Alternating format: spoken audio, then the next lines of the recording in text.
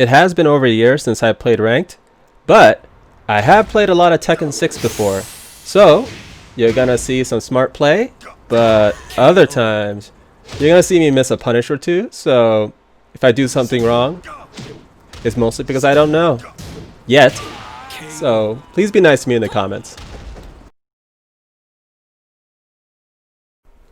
See these controllers? Those are the ones I use to see if I could play without carpal tunnel returning. And so far, I think the Xbox type controllers are the solution because of where my thumb is supposed to go. So the first controller is the original Xbox controller. The pad is mostly good, and out of all 4 controllers, I could do the quarter circle motions really easily. But the downside is, I jump sometimes during those motions. Like I'll try to do a death fist, but then I'll get like a small hop with a punch. The second controller is the Xbox 360 controller, and it fits in my hand much better, but the pad is much stiffer. I think it has to do with how much the pad is sticking out. When I try to hit anything with a diagonal, sometimes I don't get it. And because I don't really want to choose between accidentally jumping and then accidentally getting down instead of a down back, I decided to buy 2 more. So the third controller I tried was a Pokken tournament controller. And it seems like a really good controller, and it was only 20 bucks new. The downside is, I definitely could not play it for long. Like, let's say if it was an Xbox controller, the pad is where the thumbstick should be. It's kind of like where the pad should be on a PlayStation controller. Also, there are only 2 shoulder buttons instead of 4. So the fourth controller is the one I'm going to stick with. It's a Hori pad that I got off of eBay, and the pad is a little stiff, and sometimes I don't get a diagonal, but it's alright. I'm actually getting used to it, so pad misses will be less of a problem as time goes on. I have thought about getting the Hori Fighting Commander pad, but I think the same thing is going to happen like the Pokken controller, where the placement of the directional pad is probably going to be a problem for me. This was my first opponent playing Marduk for the first time, and you could tell by their win streak, they are probably someone who should be higher ranked. I kind of remember some things from Tekken Tag 2, but once they go into stance transitions, I wasn't so sure. I mean, sometimes when I punish with 2 jabs, I was kind of wondering, could I launch punish that instead? But I am really happy that I get to play. I like Tekken since the Tekken 2 demo disc for the PlayStation 1, and I think it only had 2 characters playable, like Jun and Lei, but it kind of had the whole game in there because it will pit you against a random character, and I think it had most of the stages. I played the crap out of that, so when Tekken 3 came out, I think it was the first full price game that I ever purchased. I mean, normally I would get discount games. Like before, when the Nintendo 64 came out, that's when I got the Super Nintendo, because, you know, I bought whatever game was on sale at Toys R Us. But Tekken 3, now there's a game I wanted, and I definitely was happy with the purchase because it had a lot of game. I mean, never have I seen a game change so much between iterations. I mean, like half the cast was changed, the system felt like it was overhauled while still keeping it Tekken. Then there was Tekken Force, and then Tekken Ball, movie viewer for the endings, which had really good CGI at the time. So to go from that to not be able to play one of the best Tekken games, Tekken 7, it kind of sucked being on the sidelines. I was able to make the I hate punish videos, but after I was done, my wrist didn't really felt that great. If I only found out sooner that an Xbox controller could be easier on my thumb. Now, I still can't play for very long, but it seems like at most I could play for an hour, and I'm happy for that. I probably can't do a tournament, but I think I can at least play with my friends. And I really love it.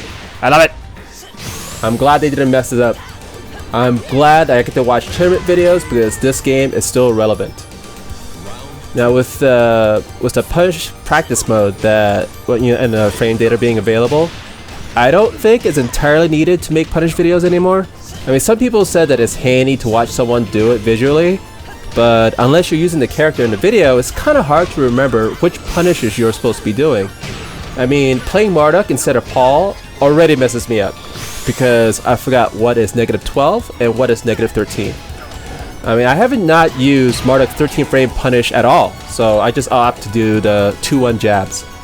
The damage was really close, but the downside is there's no wall splat from the jabs. Marduk's wild rising punishes are also kind of hard to remember. I mean, his 11 frame wild rising punish is really weak, and I believe his launcher is 17 frames. So even then, it's not that great of a launcher, by the way. But I'm going to stick with Marduk and then go back to Paul so that I have 2 characters I can use. I haven't bought Season 3 yet, but I did want to try Leroy. But man, I have seen a lot of complaints. It usually goes, "I'm really glad this character exists. Please nerf him." I mean, I did face him, and sure enough, I didn't know what to expect exactly, but I knew that he did a lot of parries, so I planned on mounting and throwing a lot.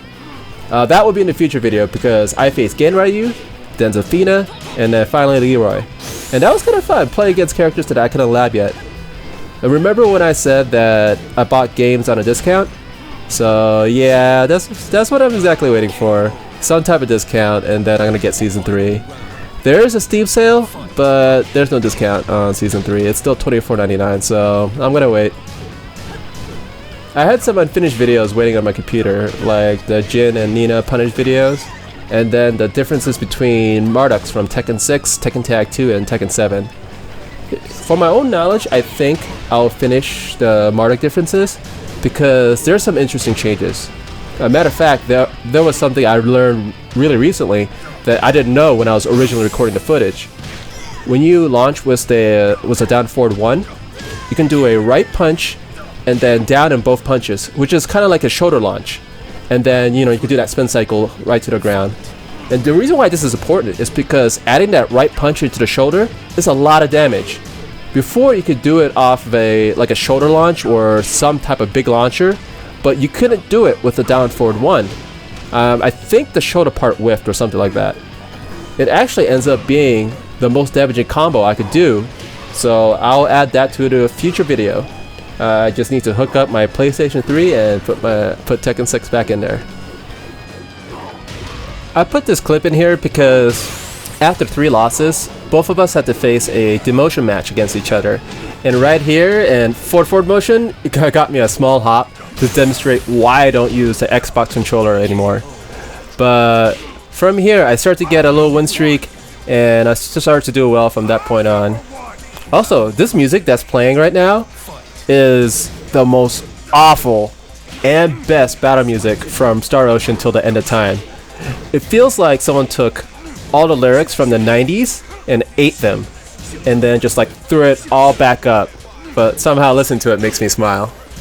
So I battled the Steve player for many matches, which I appreciate the dedication, because I really do like long sets against the same person, so that we both can learn things. And one thing I completely forgot to practice is how to do a floor break. Oh, that was a bad whiff, wasn't it? Don't look at that. So after I launched him, I was just like, is this how you floor break? Yeah, I messed up, but I still got him. So I put multiple clips of me of just trying to do the floor break. So I missed that launch, but launch here. And then floor break, mess up the input. Alright, launch, floor break time.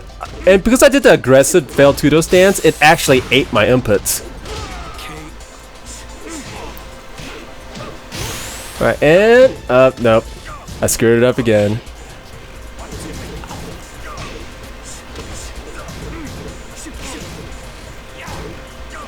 How am I gonna close this one? I messed up my combo, and oh man, I did not deserve that win. I felt so bad.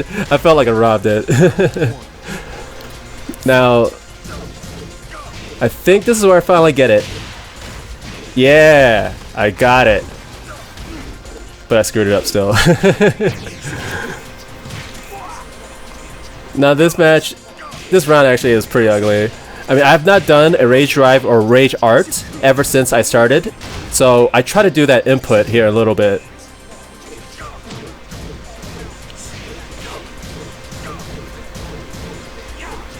Alright, and then send it right back, and then Rage Art! Nope.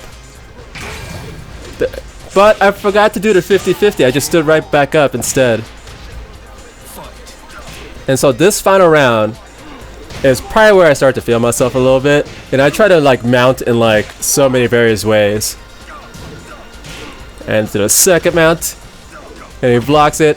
I want to mount again. Oh, but he stops me. And then fourth mount attempt. Oh, he stops me again. But take the launch. Blam blam. Finish it up. And I finally reach the green ranks. And I decide to call it a day. I got at least about 4 of these videos recorded. So right now it's like 5 a.m. in the morning. I'm going to render this. And then fall asleep while it's rendering. And I'll upload it when I wake up. Like, I mean, it's really good to play and commentate this again. I'll try my best to get the next video up. Probably like, I don't know, as soon as I upload this one.